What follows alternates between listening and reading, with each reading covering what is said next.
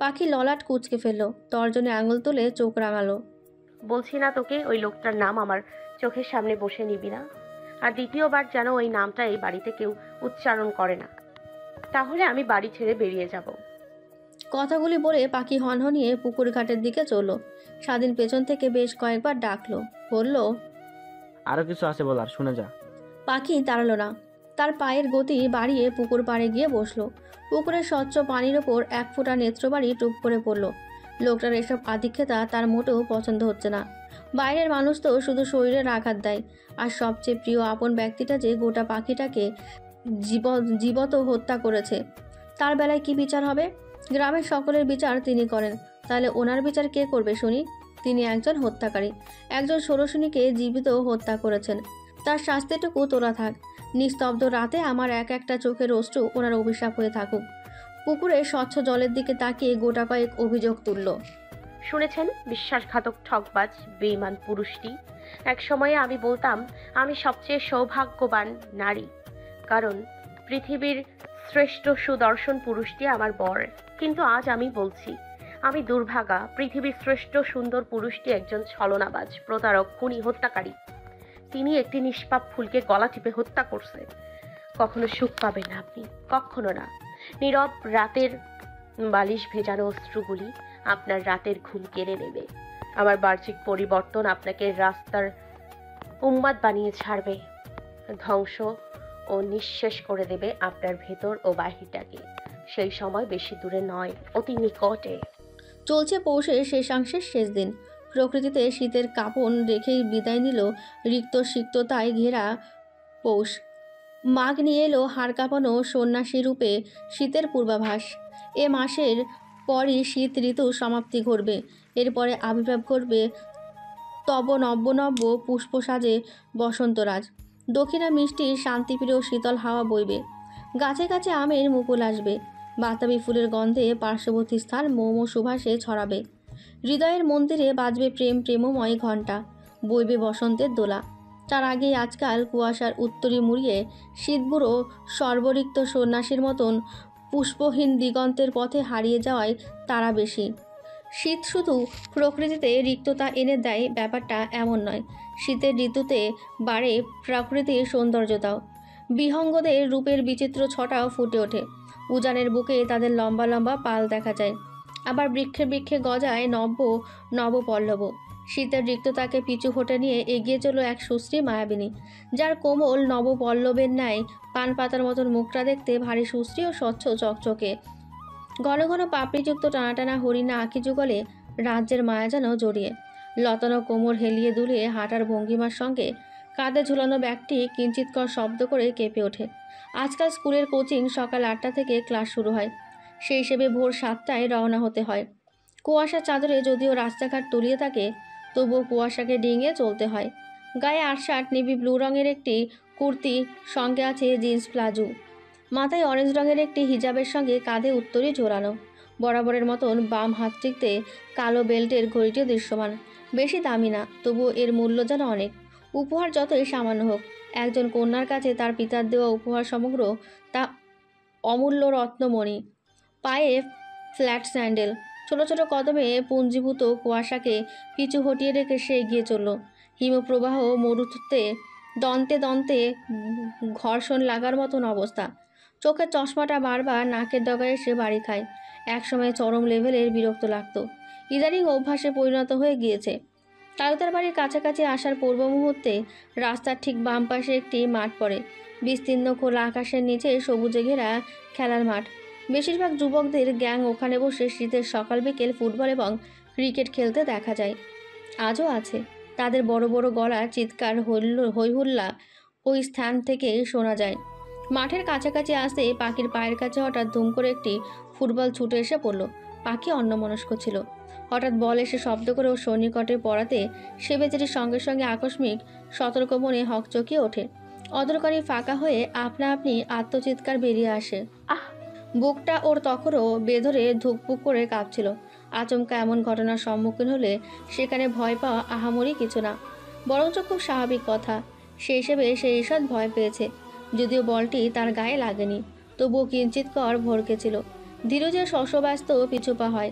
চোখের চশমাটি তর্জনী আঙুল তুলে নাকের ডগা থেকে ওপরে ঠেলে উঠিয়ে মাঠের মধ্যিখানে ললাট কুচকে দীপ্তমান তেজস্বী নজরে তাকায়।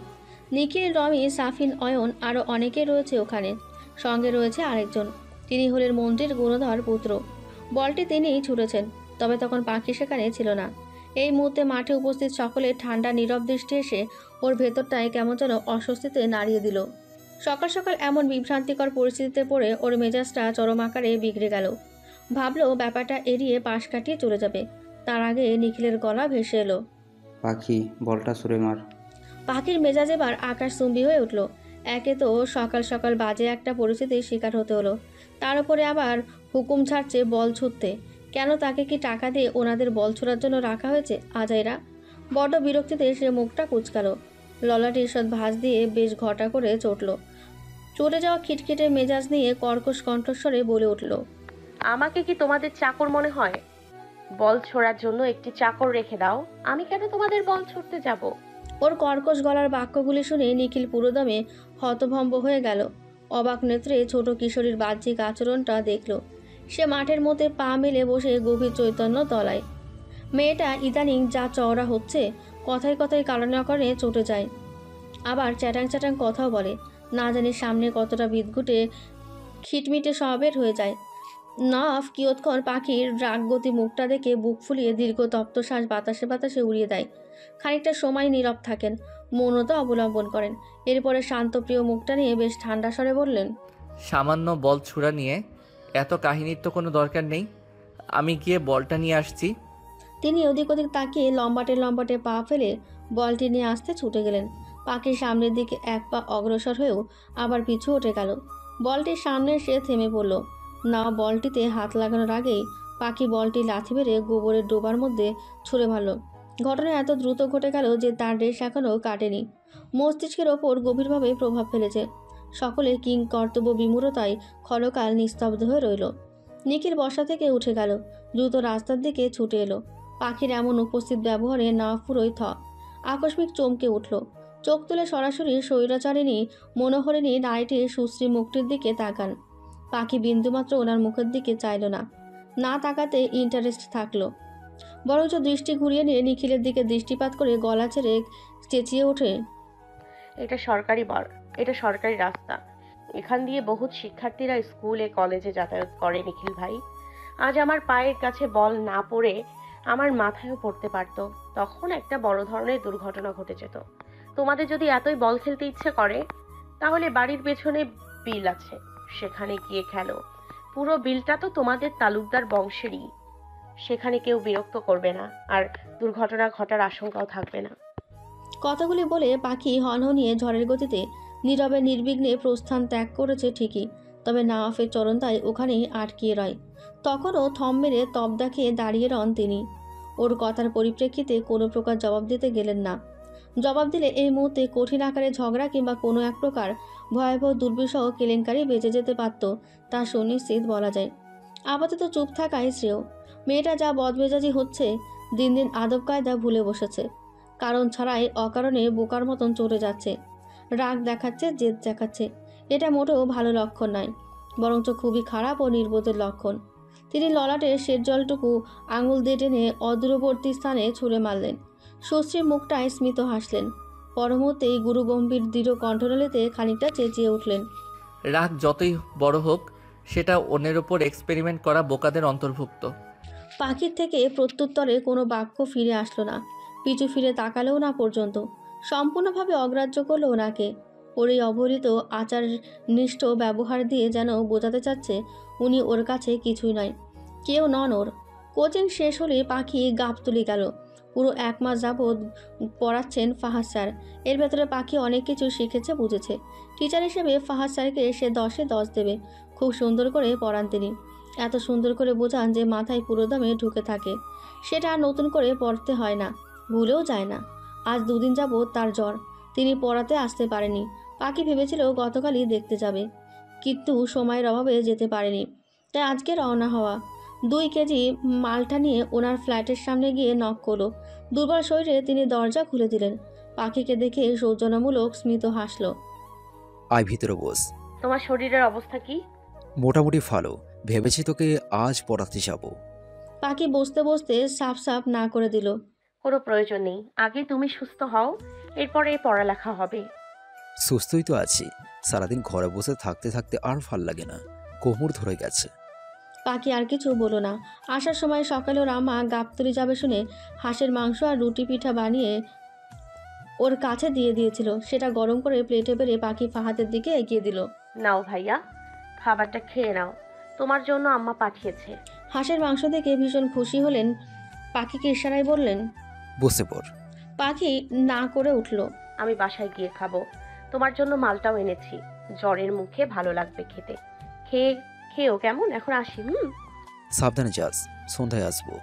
পাখি দরজা পর্যন্ত গিয়ে কিছু একটা চিন্তা করে হঠাৎ থেমে গেল। পিছু ঘুরে ফের রুমের ভেতরে ফিরে আসে। আচ্ছা ফাহাদ ভাই, একটা সত্যি কথা বলবে? তোমাকে ওই লোকটা ওই দিন কি বলেছিল? ফাহাদ ভ্রু নাচিয়ে বলে, কোন দিন? ভুলে গেছো নাকি? না ভোলার ভান করছো কোনটা? ওর মুখভঙ্গিমা দেখে ফাহাদ একগাল হেসে ফেলল। ও, নওয়াফের কথা বলছিস? ফাহাদের মনে পড়ল ওই দিনের কথা। দিনটি ছিল শনিবার। পাখিকে পড়ানোর 1 মাস হয়েছিল। এর মধ্যে ক্লাবের সামনে দিয়ে সে যাচ্ছিল। তখন না ফাহাদকে দেখে ক্লাবের ভেতরে ডেকে পাঠালো।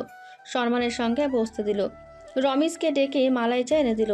এরপরে গুরুতর ভঙ্গিতে মুখ চিবিয়ে চিবিয়ে তিনি বেশ শান্ত স্বরে ঠান্ডা মাথায় হুমকি দিলেন, মাস্টার পড়াতে আসছো, বেশ ভালো কথা। পড়াও, বাধা দিব না, কিন্তু গোলাপের দিকে হাত বাড়িও না, তাহলে হাতটা আমি সযত্নে কেটে রেখে দিব। আমার গোলাপের গায়ে কোনো রকম কলঙ্কের স্পর্শ আমি সহ্য করব না। নাফের শক্ত হয়ে আসা আদল রক্ত জবার নয় আঁখিজোড়া এক ঝলক দেখে শুভ্র মুখটায় ফাহাদ কিঞ্চিত অধর চিবিয়ে হাসল। নাফের মস্তিষ্কে এই মুহূর্তে ক্রোধের আধিক্যে বৈশানরে দাও দাও করে জ্বলছে। খুন করার মতন ভয়াবহ বদ অভ্যাসটা মগজে চেপে বসলো। এখনই ইচ্ছে করলো ওনার সামনে বসে থাকা পুরুষটির গলদেশে কেচি ঢুকিয়ে দিতে। ফাহাদ বুঝলো নাফের লাল হয়ে আসা মুখটা দেখে রাগার কারণটি। সে চায়ে চুমুক দিয়ে খোঁচা মেরে বলল, আপনি না বিবাহিত? বিবাহিত হওয়া সত্ত্বেও পরনারীর দিকে দৃষ্টি দেওয়া এটা কিন্তু মোটেও ভালো কাজ নয়, বরঞ্চ ঝিনার মতো ভয়াবহ অপরাধ। এতটুকু বাক্যই ছিল শুধু নাফকে রাগানোর জন্য যথেষ্ট। চেয়ার ছেড়ে তড়িৎগতিতে উঠে আসেন তিনি। এসে রক্ত ওঠা চোখে শক্ত আদলে ফাহাদের কলার চেপে ধরল। শক্ত আখিজোড়া রাঙিয়ে বিক্ষুব্ধ ক্রোধে বশবর্তী হয়ে খ্যাপা বাঘের মতন করে গর্জে উঠলেন। তরজরে আঙুল তুলে মুখের উপর শাসালেন, ও আমার নিজস্ব বৈধ সম্পত্তি, ওর দিকে তাকাবো না, শুধু দরকার পড়লে আরও অনেক কিছু করব, তাতে তোর কি? কে তুই এসব জ্ঞান দেওয়ার? মির্ধা বাড়িতে পড়াতে যাস, বেশ ভালো কথা। আমার পাজরে যদি শুনি কাটা ফুটেছে, সেদিন তোর শেষ দিন হবে। এই এলাকায় তোর জীবন্ত দাফন হবে। এরপরে ফাহাদকে ধাক্কা মেরে দরজার দিকে ছুঁড়ে মারলেন তিনি। যা সর চোখের সামনে থেকে, তোকে আপাতত দেখতে ইচ্ছে করছে না। লোকটার উন্মাদের ন্যায় আচরণ দেখে ফাহাদ যদিও আশ্চর্য হয়েছিল, আত্মসম্মানে হু হু করে আঘাত পড়েছিল, তবে কোনো প্রকার ঝামেলায় জড়াতে গেল না।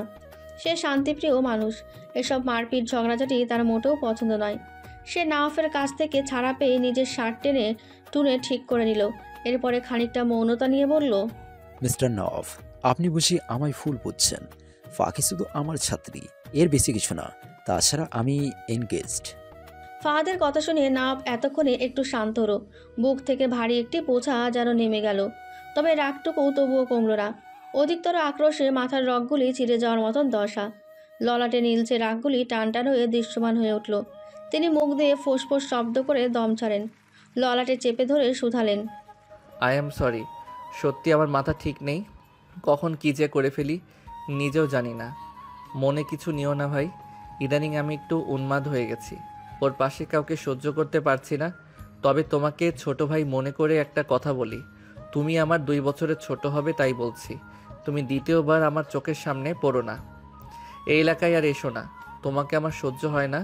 তোমাকে ফের আমার চোখে পড়লে তার ভয়াবহতার প্রভাব তোমার উপর কতখানি পড়তে পারে তা হয়তো নিশ্চয়ই আন্দাজ করতে পারছো। আশা করি নতুন করে আর বোঝাতে হবে না। তুমি এখন যেতে পারো।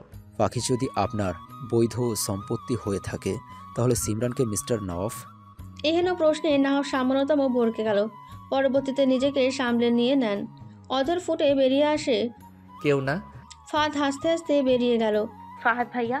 পাখির চেঁচানোর শব্দে ফাহাদের ভ্রম কেটে গেল। সে অবাক হয়ে বলল, ডাকছিলি? আশ্চর্য, কখন থেকে ডাকছি, তুমি কোথায় হারালে? ওই তোর ভাবির একটি মজার কথা মনে পড়ছিল। পাখি সুনিপুণ নজরে ফাহাদের চিন্তিত মুখটা একবার পরখ করে নিল। কথার প্রসঙ্গটি যে এড়াতে চাচ্ছে সেটা প্রস্ফুটিত। এরপরে নিজেকে তটস্থ করে পাখি ফের শুধায়। তুমি সত্যিটা এড়িয়ে যাচ্ছ নাকি? আমি সত্যিটা এড়িয়ে যাচ্ছি না, সত্যিটা শুনলে তোর ভালো লাগবে না। তবুও বলো শুনি। আচ্ছা তুই শিওর সিমরানকে সে বিয়ে করেছে? আমি নিজের চোখে দেখেছি ওনাদের বউ আর বর বেশে স্টেজে পাশাপাশি বসে থাকতে, এরপরেও অবিশ্বাস কি করে করি? আচ্ছা ঠিক আছে, তুই এখন যা, জ্বরটা মনে হয় আবার আসবে। পাখি বুঝলো গন্ডগোল কিছু একটা হয়েছে। সেটা যথাক্রমে ফাহাদ স্যার এড়িয়ে যাচ্ছেন, কিংবা আপাতত বলতে চাচ্ছেন না। কেউ স্বেচ্ছায় বলতে না চাইলে তো জোর জুলুম করানো যায় না। সে আর বাড়াবাড়ি করলো না। পাখি বেরিয়ে যাচ্ছিল। ফাহাদ কিচ্ছু পিছু থেকে ডেকে উঠল। পাখি। পিছু ঘুরে পাখি উত্তর দিল। হুম। মন্ত্রীর পুত্র চাচ্ছে না তোকে আমি পড়াই। উনি ওই এলাকায় আমাকে দ্বিতীয়বার পা রাখতে নিষেধ করে দিয়েছেন। বর্তমানে এখন আমি তার চোখের বালি। জানিস তো উনি বড় একজন ক্ষমতাবান লোক। যদি কোনো রকম চাকরিটা ছুটে যায়। আমার ব্যাপারে সিদ্ধান্ত নেওয়ার উনি কে? ফাহাদ চুপ করে রইল। পাখি ফের বলে, তুমি কি এখন আমাদের বাড়িতে যেতে ভয় পাচ্ছ? ভয় পাবো কেন? তবে চাকরিটা নিয়ে একটু চিন্তায় আছি। জানিস তো এই চাকরিটার উপর আমার ফ্যামিলির সকলে ডিপেন্ড করে আছে।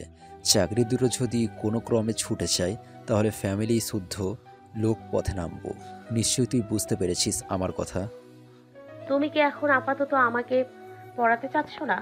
পাখির শুকনো ও তিমিরে নিমজ্জিত সুশ্রী বদনখানি এক পলক দেখে ফাহাদ শুধায়। তুই কি চাস আমি তোকে পড়াই? ব্যাপারটা আমার একার সুবিধার কথা ভাবলে হবে না, তোমার অসুবিধার কথাও ভাবতে হবে। আমি চাই না আমার কারণে তোমার কোনো ক্ষতি হোক। ভুল যা করার আমি করেছি। একজন ঠকবাজ নরপিশাচকে ভালোবেসে জীবনটাকে জাহান্নাম বানিয়েছি। জীবনটা তো পুরা নরক বানিয়েছে, সঙ্গে আমাকে জীবন্ত হত্যা করেছে। আর এখন চাচ্ছে আমি যাতে সুখী নাই হই। তার জন্য সব রাস্তা বন্ধ করতে উঠে পড়ে লেগেছে। তোমার আর আসতে হবে না, আসি ভাইয়া। দাঁড়া। পাখি গতিপন্থীর মধ্যে অকস্মাৎ থেমে গেল। ফাহাদ একটি শার্ট পরে ওর পিছু পিছু দরজা আটকে আসতে লাগলো। পাখির পাশাপাশি হাঁটতে হাঁটতে এদিক ওদিক তাকিয়ে বলেন, আমার মনে হয় নওয়াফের বিয়েটা সত্য নয়। আমি আপাতত এসব প্রসঙ্গ টানতে চাচ্ছি না। তোমার যদি অন্য কোনো প্রসঙ্গ থাকে তাহলে বলতে পারো। আমি সন্ধ্যায় আসছি। পাখি অবাক নেত্রে তাকালো। সত্যি? তুই কি ভেবেছিস সামান্য ওনার হুমকিতে ভয় পেয়ে আমার বোনকে আমি পড়ানো বাদ দিয়ে দিব? মোটেও নয়। 1 মাস পড়িয়েছি, আরও 1.5 মাস দরকার পড়লে পড়াবো। এতে চাকরি গেলে যাক, যেটা ভাগ্যে থাকবে তাকে ঠেকানোর সাধ্য কার নেই। পাখি ম্লান হাসলো। আজ তোমার আসতে হবে না, আগামীকাল থেকে এসো। ঠিক আছে। পাখি অটো ডেকে উঠে বসলো। শাসা করে অটো দৃষ্টিসীমার বাইরে বেরিয়ে গেল। ফাদ গভীর দুশ্চিন্তার মধ্যে ডুবে আছে। এর নাও ভদ্রলোকটি ভারী কি ডেঞ্জারাস। মানুষ চেনার নিখুঁত ক্ষমতা তার ভেতরে খুব ভালো করেই আছে। ওই এলাকায় যে 5টি খুন হয়েছে সব কয়টির পেছনে ওনার হাত আছে তা স্পষ্ট। লোকটাকে ওপরে যেমন তাকায় আসলে তিনি ঠিক তাই নয়, উল্টো বিপরীত। একজন সিরিয়াস সাইকো কিলারের মতন কর্ম তার। কোনো সুস্থ মস্তিষ্কের মানুষ এমন খুন করতে পারে না। আর মৃত লাশগুলি সবই তাদের ছিল, যারা পাখির উপর আক্রমণ করেছিল, ওর ক্ষতি করতে চেয়েছিল। অতঃপর ঘটনার কেন্দ্রবিন্দু ঠিক এখানে গিয়ে দাঁড়ায়। কাহিনীতে একটা রয়েছে। বিয়েটা যদি সিমরানকে তিনি নাই করে থাকেন তাহলে মিথ্যে বিয়ে নাটক কেন করতে গিয়েছিলেন? পাখিকেই বা কেন বলছেন তার বৈধ সম্পত্তি? সব রহস্যের গোলকধাঁধা ওনার মধ্যে আটকে আছে। আপাতত এসব ভাবাভাবি বাদ। অন্যের ব্যাপার ভেবে মস্তিষ্কের স্নায়ুকোষ লস করে লাভ কি? পাখি অটোতে করে যাচ্ছিল। আনন্দবাজার আসতেই হুট করে চলন্তরতে একজন সুদীর্ঘ লোক উঠে পড়ল। কড়া ঝাঁঝালো পারফিউমের ঘ্রাণে ওর ষষ্ঠ ইন্দ্রিয় সচেতন হয়ে উঠল। মুখের সামনে থেকে কালো মাস্ক ও কালো ক্যাপ সরিয়ে উনি সরাসরি নিজ মায়াবিনী হরিণীর দিকে মাথা লাখিজোড়া নিয়ে ঘোর লাগা অক্ষিপটে তাকান। পাখির রাগ দেহের সমস্ত কৌশব্দি টনটন করে বেড়ে গেল। হৃৎপিণ্ড জ্বলন্ত অগ্নিকুণ্ডে দগ্ধ। শক্ত বদনে অটোওয়ালাকে বলল, আঙ্কেল অটো থামান। গুরুগম্ভীর কণ্ঠে অটোওয়ালাকে উনি বলেন, আঙ্কেল অটো থামাবেন না যতক্ষণ না পর্যন্ত আমি থামাতে বলবো। অটোওয়ালা পড়েছেন ভীষণ বিপদে। খানিকটা মৌনতা থেকে আমতা আমতা করে বলে, কিন্তু নাফের শক্ত অগ্নিজোড়া দৃষ্টিচোড়া দেখে অটোওয়ালা ভরকে গেল। সেটা যে ক্ষমতাবান তার সম্পর্কে নতুন করে অবগত হওয়ার কিছু নেই। উনি ফের গাম্ভীর্য গলায় সুধান, আপনাকে যা করতে বলা হয়েছে তাই করুন। অটোওয়ালা ভয়ে আতঙ্কে চুপসে গেল। অটো আর থামাননি। পাখি ঘৃণায় মুখটা ঘুরিয়ে নিয়ে বাইরের দিকে তাকিয়ে রইল। উনি ওর গা ঘেঁষে বসতে চায়। পাখি অটোর এক কোণে গিয়ে ঠেকে বসলো। পাখির পিছু হটে যাওয়া দেখে তিনি থেমে যান। নীরবে বুক চিরে অফুরন্ত দীর্ঘশ্বাস বেরিয়ে আসে। ওর ডান হাতটা বলিষ্ঠ হাতটা বাড়িয়ে ছুঁতে গেলে পাখি বৈনাশ্যের মতন জ্বলে উঠল। মাথা থেকে হিজাবের পিন খুলে দ্রুত ওনার ডান হাতের উল্টো পিঠে গেঁথে দিল। মুহূর্তের মধ্যে ওনার হাত থেকে রক্ত ছুটে বেরোলো। তিনি চোখ মুখ খিচে রাখেন মিনিট খানেক। এরপরে ওর জ্বলন্ত অগ্নিঝরা লোচন দৃকের দিকে দীর্ঘ মুহূর্ত ধরে নীরবে অপলকে চেয়ে থাকেন।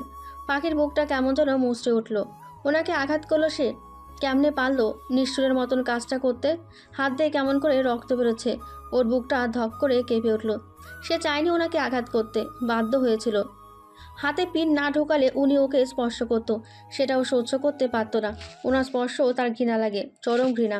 হঠাৎ করে সে চলন্ত অটো থেকে দপ করে লাফিয়ে পড়ল। নাফ আটকে উঠল। চলন্ত রাস্তায় গাড়ি ট্রাকের অভাব নেই। সামনেই দেখলো একটি ট্রাক এদিকে এগিয়ে আসছে। উনি দ্রুত অটো থেকে নেমে পড়েন। মেয়েটা পায়ে ব্যথা বেশ জোরসোর করে পেয়েছে। চোখ মুখ কুঁচকে পা চেপে ধরে কুকড়িয়ে উঠল। বউ তো চেষ্টা করে উঠে দাঁড়াতে পারছে না। ওইদিকে আরেকটি ট্রাক এদিকে অগ্রসর হচ্ছে। মেয়েটা পড়েছে ঠিক 3 রাস্তার মোড়ে। লাফিয়ে পড়ার মতন আর কোনো জায়গা পায়নি ইডিয়েট একটা। তিনি শশব্যস্ত ঝটপট করে পেছন থেকে ওর লতানো মসৃণ কোমরে হাত দিয়ে উঁচু করে নিয়ে নিজের বুকের সঙ্গে মিশিয়ে চেপে ধরে ফুটফাটে নিয়ে এলেন। পাখি লাফিয়ে ঝাঁপিয়ে ছটফটিয়ে উঠল। ওনার কাছ থেকে ছাড়া পাওয়ার বহুত চেষ্টা চালিয়ে গেল, কিন্তু দানবের মতন বলিষ্ঠ পুরুষের শরীরের সঙ্গে পারা কি এতই সহজ? যখন তাদের সম্পর্ক ভালো ছিল, ঘনিষ্ঠ মুহূর্তের সময় ওনার ভার পুরোপুরিভাবে বহন করা ওর জন্য অনেক কষ্টকর ছিল। তার মতন অতটুকু দেহ কি অত বড় 77 থেকে 78 কেজি দেহের ভার নিতে পারে? সে ঠিক নিতে পারত না। লোকটা বুঝতোর কষ্ট, এজন্য শোয়ে শোয়ে দেহের ভার দিতেন। উনি ফুটপাতে এনে ওকে বাহুডোর থেকে মুক্ত করেন, তবে ওর কাছ থেকে সরলেন না।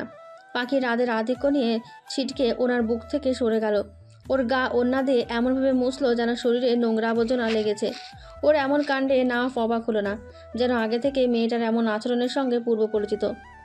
আপাতত এসব ভাবাভাবি বাদ দিয়ে তিনি ওর আঘাতপ্রাপ্ত পায়ের কাছে চিন্তিত হওয়া অস্থিরতায় ঘেরাটপে মুখটা নিয়ে বসে পড়েন।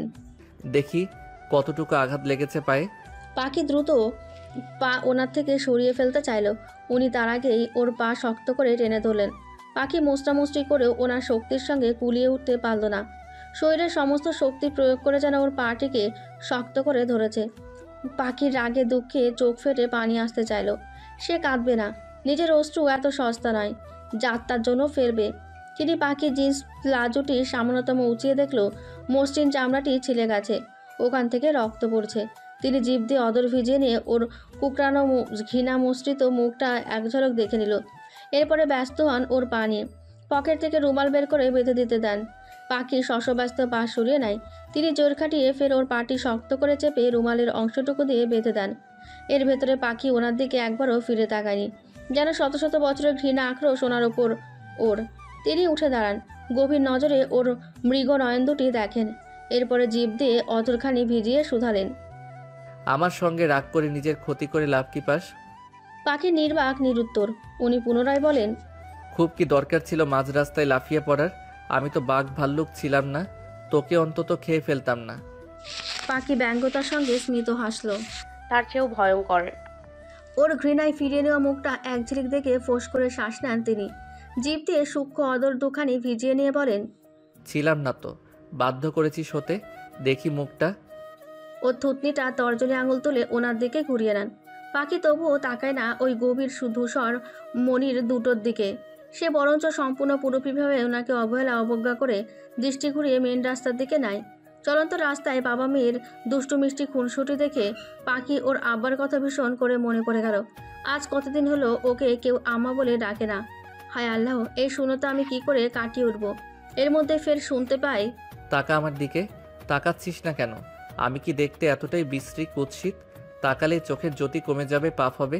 পাখি নির্লিপ্ত নিরুত্তাপ। কথার প্রসঙ্গে কথা বলার ইচ্ছে জাগল না, অথচ একসময় ওনার কণ্ঠ শোনার জন্য ওনার একটা ডাক শোনার জন্য কত অধীর আগ্রহ নিয়ে বসে থাকতো। আজ সেসব শুধু অতীত। বর্তমানে ওনার দিকে ফিরে তাকাতেও ইচ্ছে জাগে না, কথা বলতে মন চায় না। ওর দীঘল ঘন পাপড়ি যুগল কুচকুচে মণি দুটোর অক্ষিকুর জোড়া আজ আর ওনার অপেক্ষায় থাকে না। সেসব অনুভূতি যেন স্রোতের জলে ভাসিয়ে গিয়েছে। ওর মায়াবী সমস্ত মুখটাই একবার তিনি চোখ বুলিয়ে ললাটে পুরুষালী অধচ্ছোয়াতে এগিয়ে যান। পাখি ধীরু যে 2 কদম দূরত্বে সরে গেল, যেটা ওনার বক্ষ অভ্যন্তরে ধারালো তীরের ন্যায় গিয়ে বিঁধল। নিশ্চল হয়ে এলো পা দুটি। কর্ণে কর্ণে আজ বিরহের বিভৎসতম সুর বাজে।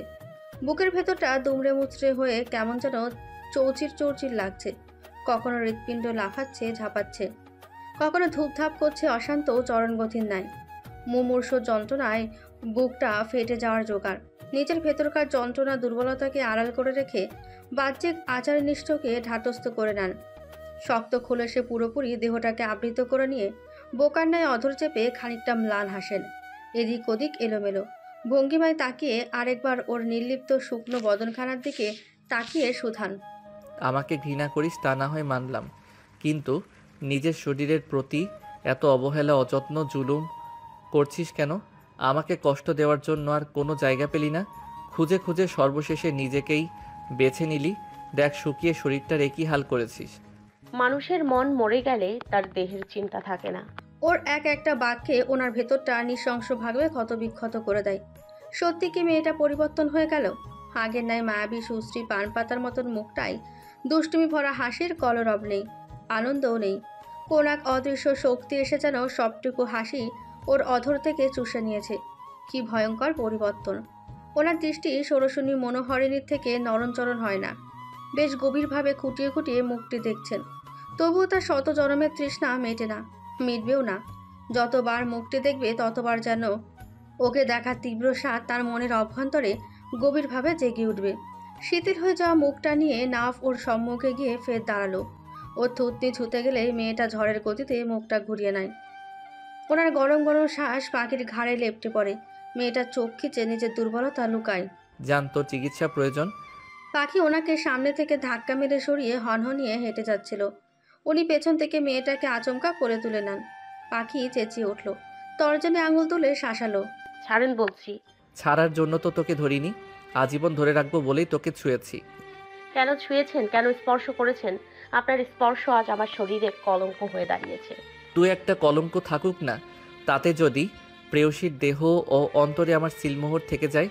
পাখির চোখে মুখে তীব্র ঘৃণার রেশ, দেহের কোষ অবধি পর্যন্ত রাগে ক্রোধে কম্পন তুলে ওঠে।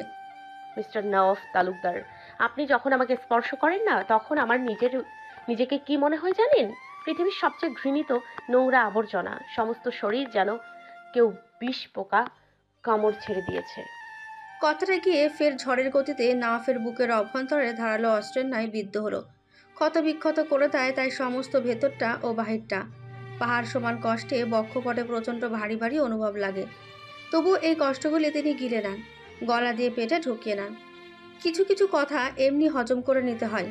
ধর, আমি বিষাক্ত একটি পোকা, তোকে সেই পোকার সঙ্গে আজীবন বাস করতে হবে রে সুইটার। হজম করতে হবে সেই বিষাক্ত বিষ। মনে রাখিস, পোকা বিষাক্ত হলেও সেটা প্রতিষেধকও, কারণ বিষই পারে বিষকে নিয়ন্ত্রণ করতে। লজ্জা করে না আপনার? এক দেহ কয়জনকে দেন? অসহ্য একটা। ওর কথার মানে বুঝলেন তিনি, ঠোঁট কামড়ে হাসেন। না, লজ্জা করে না, কারণ আমার দেহ একটা, আর সেই দেহের মালিকানা একজনই, তাকেই দেহ মন সব দিয়েছি। পাখির আর সহ্য হলো না। এত কিছুর পরও লোকটার মিষ্টি মিষ্টি কথায় সে গড়ল না। কেন জানি আজ ওর শুধু ঘৃণা আর ঘৃণা লাগে। সে বেশ কড়া করে শক্ত আদলে আঙুল তুলে শাসালো। শেষবারের মতন বলছি, নামায়। মনে হচ্ছে কোনো একটা পিঁপড়া আমাকে শাসাচ্ছে। অবশ্য মন্দ লাগছে না, মাঝে মধ্যে পিঁপড়ার কামড়ে সুরসুরিও লাগে, অনুভূতি চমৎকার, তখন ভালোই লাগে। ওনার মুখায়বের ভঙ্গি পাল্টালো না, আগের নাই বেশ রসিকতা করছেন। তবে পাখি থামার নয়, সর্বশরীরে যেন ওর রাগ ছড়িয়ে ছিটিয়ে পড়ছে। প্রতাপী রাগের তোপে ওনার ডান হাতে কামড় বসিয়ে দিল। তবু লোকটা ছাড়ল না।